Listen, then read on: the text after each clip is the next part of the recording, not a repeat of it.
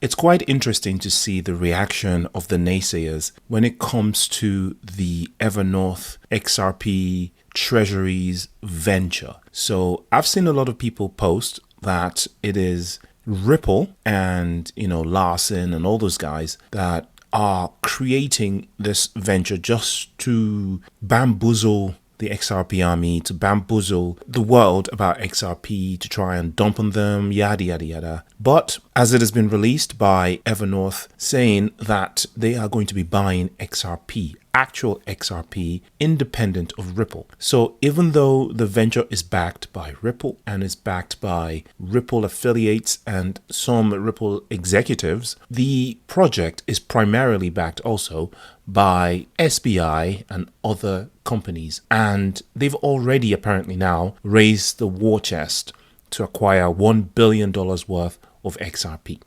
As far as I'm concerned, I think this is just the beginning. I think this is testing the waters. I think that going forward, we are going to see more and more companies come out to back this venture. And not only that, I think we're going to see a lot of these other ventures being popped up all over the place to do the same exact thing. Now, if we take some lesson from what happened with Michael Saylor and Strategy, or what used to be called MicroStrategy, after that company and that project demonstrated what could be done with Bitcoin in terms of having it as treasuries, I think a lot of companies are going to be looking to do the same thing. Some of them might also feel that it's too late to do that with Bitcoin because the upside when it comes to Bitcoin isn't quite as much as it used to be when the likes of Michael Saylor started to acquire. Now, a lot of those guys would have a look at what are their other options. They will see Ethereum, they'll see Solana, they'll see all the other tokens, and then they're going to weigh the upside against that. They're also going to weigh the institutional involvement and the quality of the token when it comes to compliance to regulations and government regulations and the law. They're going to see that XRP and the XRP ledger, with all its built-in compliance protocols and lending protocols and KYC by choice is what I call it, protocols, these institutionalized, or should I say institution-facing upgrades that are inbuilt into the ledger are going to make XRP, the token, a no-brainer for many of these organizations. So, for instance, in Japan, we already knew that SBI, the extremely XRP bullish organization, is in support of this venture and all things XRP. But now we have GUMI. GUMI, I'll talk about that in a minute, has joined SBI and Ripple to support XRP Treasury strategy. Okay, and basically they've allocated 2.5 billion yen for XRP purchases by 2026. SBI's $200 million investment boosts XRP institution adoption, and XRP reclassified as a commodity enhances regulatory clarity. Those are the 3 points of this article. I can leave this article actually in the description for you to go read, but I'm just going to point out some of the details. So this Japanese gaming company, GUMI Inc. So that's not a financial company. It's not a bank. It's a gaming company. It kind of shows you how broad the appeal is for XRP in the institutional world, right? So this gaming company has announced that it will join SBI Group and Ripple to support the treasuries. This collaboration highlights GUMI's continued investment in digital assets and strategic alignment with major financial players. Actually, the gaming sector is one that's actually leading the world when it comes to adoption or integration of digital assets. Obviously, with NFTs and playable collectibles and stuff, digital assets are being kind of a thing for gaming institutions. It solves a lot of their problems, and there's a lot of use case and utility in the gaming sector for NFTs and for crypto. So their recent decision to adopt a Bitcoin XRP treasury strategy emphasizes the ongoing trend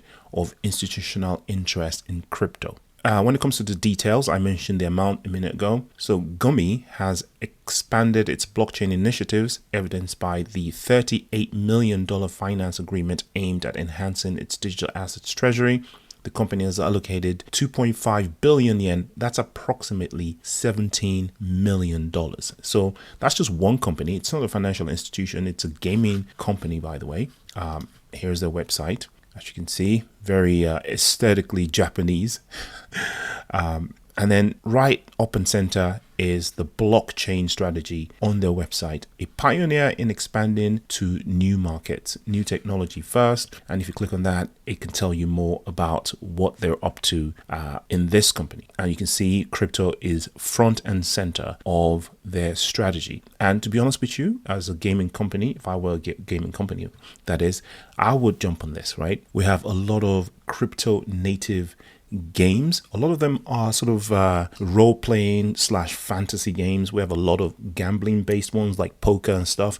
But some of these high-end sort of third-player games, the ones that are, console-based on the likes of Sony's PlayStation platform or Microsoft's Xbox platform, are more and more moving over to the blockchain. And when some of them start to pick the XRP ledger, we're going to see an influx from that. I think I did a video about this before.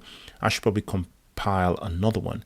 But as you can see, some of the assets that they're already managing here are, Avalanche, Ethereum, Injective, Oasis, Sui, WeMix, XPLA.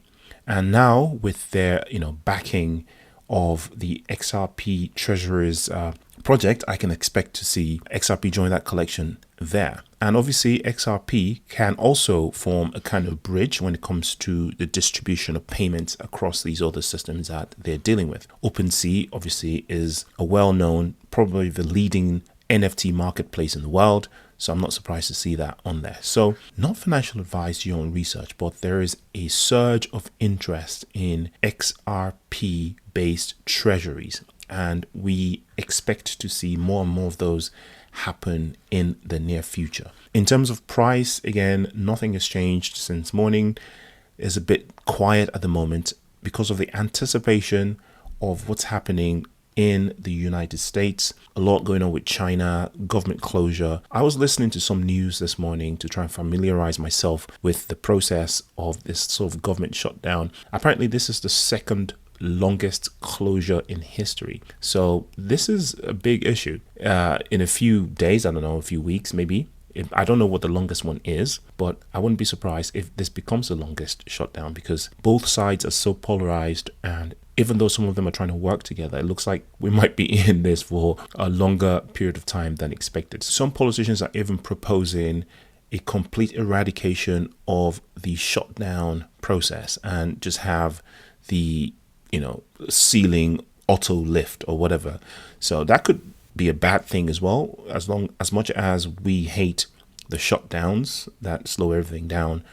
Removing them might cause a different type of problem and cause debt to spiral completely out of control, uncontrolled. I think probably the way out of most of this, not financial advice, your own research, is to take your own financial situation in your own hands, invest in cryptocurrencies, get yourself some XRP, some Bitcoin, what have you, not financial advice. It's up to you to do your own research to find the appropriate ones and give yourself some autonomy and some freedom from some of these fiat systems that are effectively failing right in front of our eyes. I'll see you in the next one. Take care of yourself. Peace.